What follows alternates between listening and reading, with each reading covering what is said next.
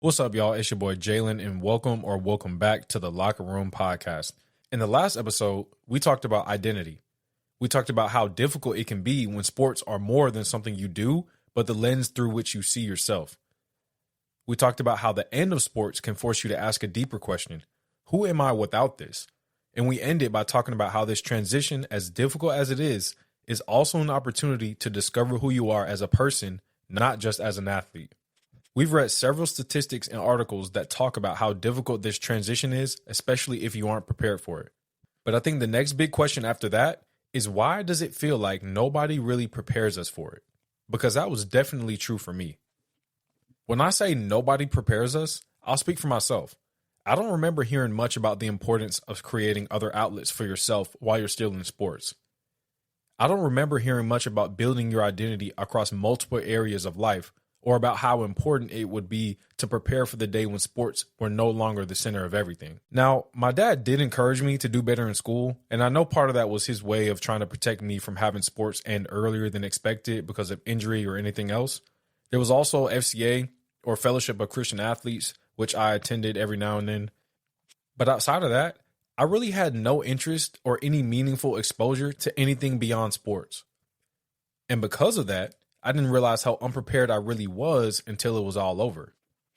That's when I started looking back and thinking about all the opportunities I had to attend networking events, learn new skills, join other clubs or groups, and get involved in things that would have helped me build relationships and become more well-rounded. That's another regret of mine. I tend to shy away from new things and sometimes new people. At that time, it was hard for me to put myself out there.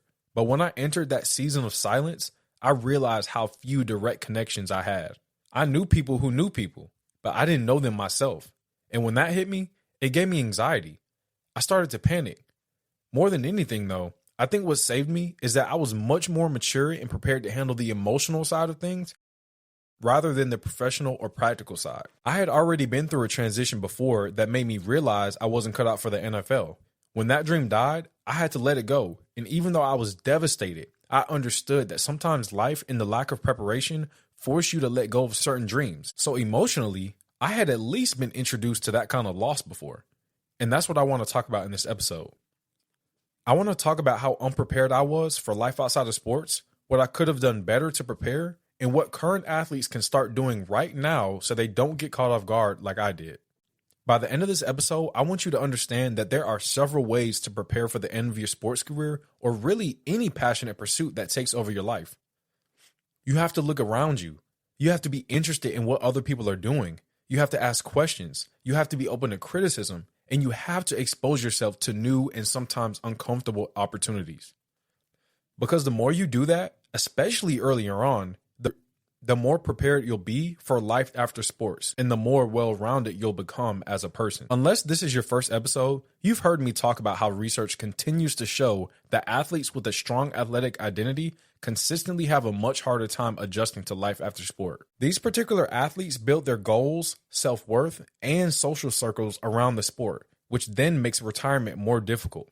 However, there's a direct quote from a research study I'll pull up for you because it ties directly into our episode for today. The title of this study is Adaptation to Life After Sport for Retired Athletes, and here's the quote. The literature also points to a clear need for athletic organizations to recognize this challenge to athletes' personal identity and to provide support to ameliorate athletes' retirement transitions. In addition to the challenge of athletic identity, the academic literature highlighted an important threat for athletes who ended their career on a low.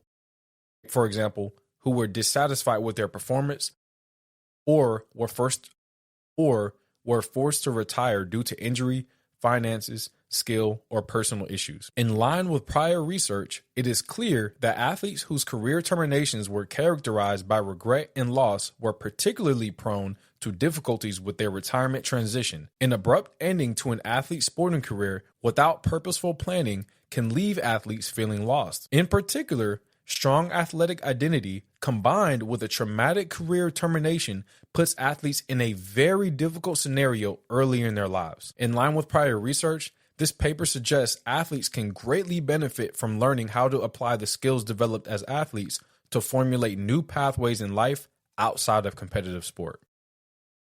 That last part is really what I want to focus on in this episode. We know that athletes aren't struggling only because the sport is ending, but because so many of us were not properly prepared for what came next. If athletes can benefit from learning how to apply the skills they developed in sports and in life to new pathways after sports, then the question becomes, why aren't more of us being taught how to do that before it all ends? So the best place to start is with what I personally wasn't ready for. And honestly, there were several moments in my life that exposed how unprepared I was, but I didn't fully understand what I was looking at when they actually happened. One of those moments was after I failed out of school my freshman year of college.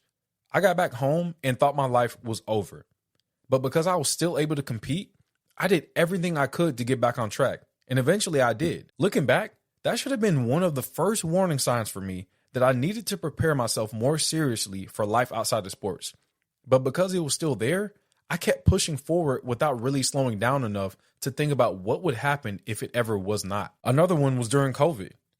Even though that was a strange time for everybody, I still didn't have the awareness or the motivation to really engage in other activities or learn new skills. I had the time, I just didn't use it. That says a lot to me now, because I can see how locked in I still was mentally to the world of sports. But the clearest example came during the first semester of my senior year. I remember vividly sitting down and drawing out on a sheet of paper 2 routes I thought I could take after graduation. At that point, I had no real idea what I was going to do or even what I wanted to do. At the time, I was a certified personal trainer, so one option was to find a gym to work at and figure it out from there. The other was to go to grad school and further my education in exercise science, which is what I got my degree in, or something else that might help me in the future. It just so happened that a few weeks later, after I wrote on that paper, I got an internship at a gym as an assistant youth development coach and personal trainer. Looking back, I know that was just God looking out for me. Because the truth is, before that point, I wasn't thinking about life after sports at all. It was bad. I was living in Dreamville. There was still a lot of room for me to mature, and I just wasn't thinking that far ahead. Outside of that random plan I made one day between classes, I hardly ever thought about what my life was going to look like once sports ended. And because I wasn't thinking about it, there were a lot of practical things I didn't know how to do. I didn't know how to ask for help. At Morehouse, there were all kinds of resources and people I could have connected with who had information about internships, jobs, and future opportunities. Networking was constantly preached to us, and my parents stayed on me about meeting classmates, alumni, and going to events. I did push myself to go to a job fair once, and the experience was interesting to say the least. I talked to a handful of employers, gave out my little resume, and most of them wanted to connect on LinkedIn, which I can't even remember if I had fully set up at the time. I didn't think about finding a career field that would be well suited for the future. I didn't think to look at the projections for what jobs would actually be growing over the next 5 to 10 years. I didn't know where to look if I felt lost and afraid about the uncertain but rapidly approaching end of my college career, let alone my sports career. And if I'm being honest, my sense of purpose outside of competition was pretty muddled too. I had become a Christian somewhere around the spring or summer of 2022, and I was still figuring that part out. So even though life felt more purposeful in some ways because of that, I still had not developed a real sense of purpose just yet. I had ideas. I just wasn't motivated enough to really put pen to paper and do something with them. As I began putting more hours into my internship, I became a little more settled knowing I had at least one next step. Regardless of all that, I was mainly focused on surviving that season of my life. There was track, there was school, there was my internship. I had a goal of getting above a 3.0 that semester, which I did, but I knew it was going to take a strong effort. I was focused on soaking up everything I could in my new and unfamiliar work environment, and I was literally running toward the end of the track season. I only needed to reach that next stage in life. As I've said in previous episodes, my schedule was so full. I barely had time for anything extra, even if I wanted to. I desperately needed a change, even though I didn't really know what kind of change I was looking for. And on top of all that, I was getting married less than 2 months after I graduated. So when I finally realized I didn't have a strong plan, the most uncomfortable part of it all was knowing that my future and livelihood were on the line. And not just mine either. My wife and I were living together at the time, so I had to think about providing for her too. I was also uncomfortable with the fact that I wasn't fully sold on this next step in front of me. I was grateful for the opportunity, but I did not really enjoy it. Being a personal trainer was fine, The most enjoyable part was working with athletes, seeing them get better, and watching them succeed on their teams. That part actually meant something to me, but I wasn't getting paid enough. And when you don't prepare well, you kind of end up feeling like you have to accept whatever comes your way or risk falling even further behind and becoming even more desperate. That is a scary realization. The more I've looked back on all that, the more I realized I was definitely not the only athlete who got to the end feeling unprepared. In a lot of ways, the culture around sports almost pushes you in that direction if you're not careful. That it starts as early as high school, sometimes even earlier, because the more talented an athlete starts to look, the more likely it is that the people around them start narrowing their life around sports. On the surface, it makes sense.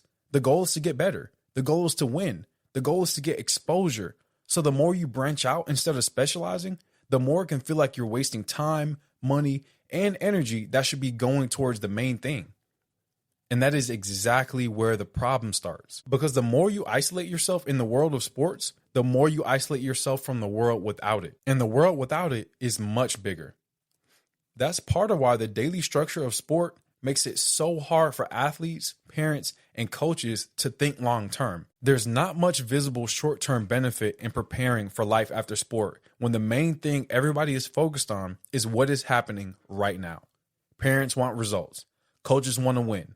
Programs want exposure. And with modern coaches in a lot of environments being given less time to develop athletes, it takes away from their ability to think holistically and long term. So naturally, everything starts becoming about immediate performance. When that happens, athletic identity gets even stronger. Having a high athletic identity makes it extremely hard to seriously prepare for anything else. You have quite literally put most, if not all, of your eggs in one basket. So you feel forced to use all your available resources toward further athletic development. I think the younger you are, the worse that can be. When you're younger, it feels like you have more time to singularly pursue sports. I actually think it's the opposite. The younger you are, the more focused you should be on experiencing a variety of different things and slowly narrowing your interest as you get older. Because if not, you can end up believing sports will work out for you longer than they realistically will. And I know that depends on what somebody means by quote unquote work out. Do they mean starting in high school, getting a scholarship, going pro? Because statistically, the odds are low no matter how you frame it. And if athletes are thinking about it the way I used to think about it, they're usually not factoring in injuries, major life moments, loss, responsibility, or how much time, energy, money, and detail it really takes to reach the next level. Things do not just happen overnight. I also think that for a lot of athletes, exploring purpose outside of sports used to feel more like a distraction than a benefit. I think nowadays there's more public encouragement around building identity outside of athletics. But when I was coming up, it didn't really feel that way to me. A lot of that depends on the circles you're a part of, too. I don't think my circle was bad, and I definitely don't think my parents did a bad job with raising me. But I do wholeheartedly believe my lack of extended exposure to different environments played a major role in why I thought the way I did. And once again, the culture around sports 100% reinforces that. Coaches, parents, teammates, and organizational structures all play a role. Some of that depends on the sport and the demographic. But I would say that for the most part, because of the win now mindset in a lot of programs, it is much more encouraged for athletes to over-specialize in order to get playing time and exposure. Because if they don't, another athlete can be found somewhere else. I have also physically seen parents work the brakes off their young athletes or fill their schedules with nothing but athletic activities until the kid has no time to be a kid anymore and explore life.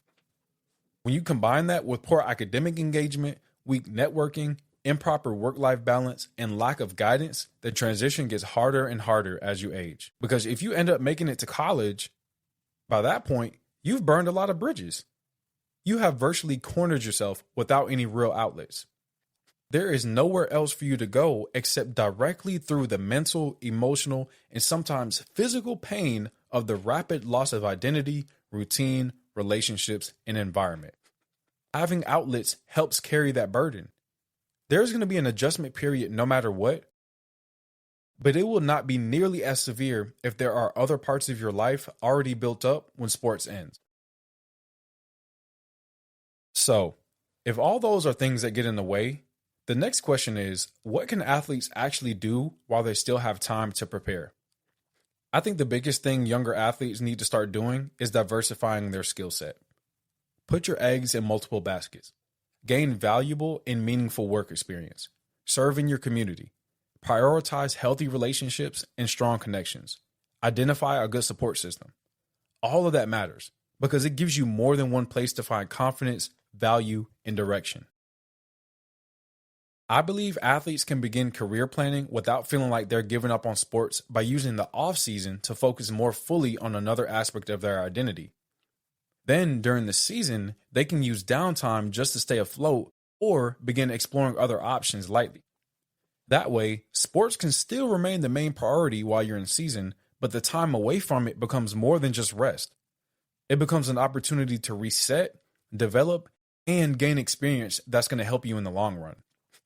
One of the habits that would have helped me prepare better was simply being more disciplined and more committed to hard things outside of sports. For example, I have always enjoyed woodworking.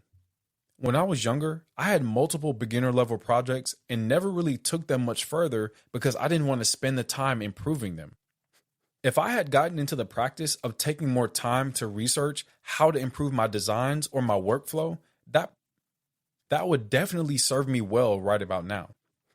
But more broadly, I think the habit of acquiring new skills and becoming at least average at them would have helped me a lot. Because the reality is, I didn't have much experience doing anything besides sports for most of my life. Broadening your knowledge base never really hurts you. It makes you more valuable. It makes you more of an asset. It shows not only that you have the ability to learn and push through discomfort, but that you are also willing to try. And the longer you live, the more you start noticing how many people are not willing to try. They're comfortable doing the same things, living the same life, staying in the same place. And that's fine if that's what they want. But if that's not what you want, then you need to start building different habits now. That is why grades, relationships, mentorship, and skill building matter so much. Individually, each of those things stretches your identity across multiple areas. The successful management of them builds character and builds your witness.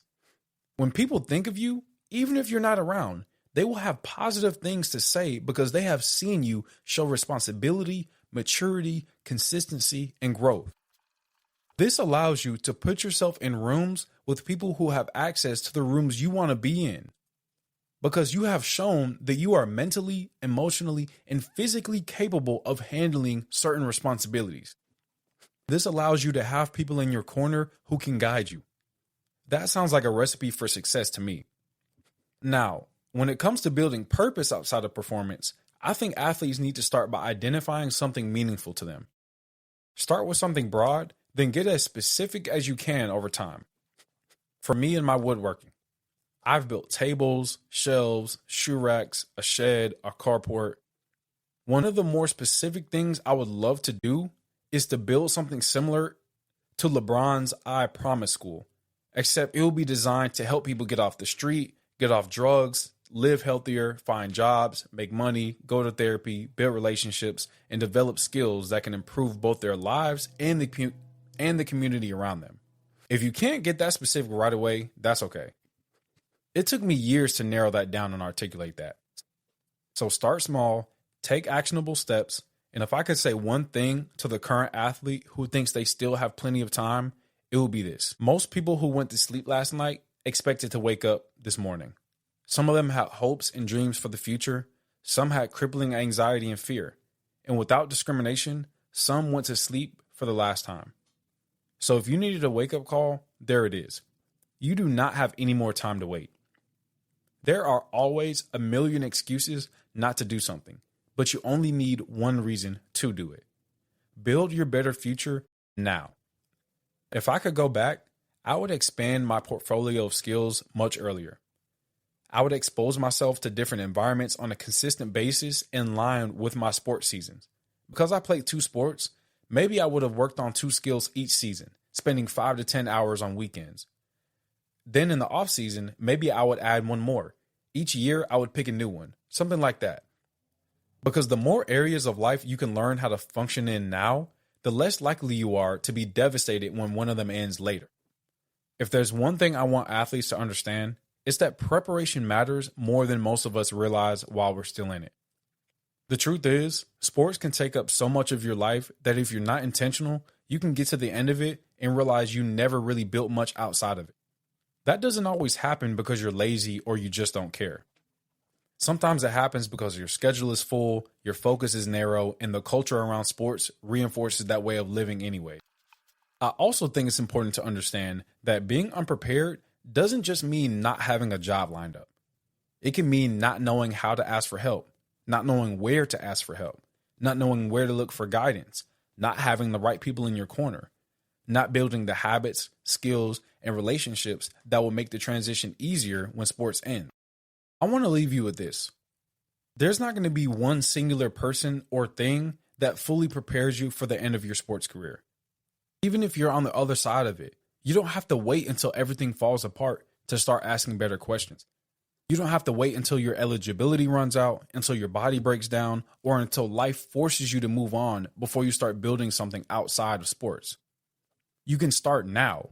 You can diversify your skills. You can build meaningful relationships. You can get serious about your grades. You can find mentors. You can expose yourself to new environments. You can start learning how to carry purpose in more than one place.